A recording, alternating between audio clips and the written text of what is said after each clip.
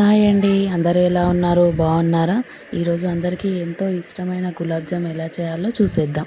నేనైతే ఎంటీఆర్ వారి గులాబ్ జామ్ మిక్స్ తీసుకున్నాను. అందులో పాలు వేసి మెత్తగా కలిపి పక్కన పెట్టాను.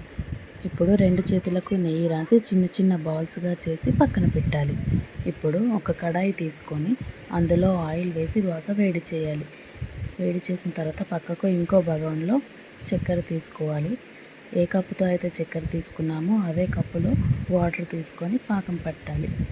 ఇప్పుడు నూనె వేడైన తర్వాత ఈ చిన్న చిన్న బాల్స్ అన్నీ అందులో వేసి బ్రౌన్ కలర్ వచ్చేంత వరకు వేయించుకోవాలి. వేయించుకున్న తర్వాత ఇప్పుడు ఇవి తీసి వేడివేడి పాకంలో వేసి కొద్దిసేపు చల్లారనివ్వాలి. అంతే.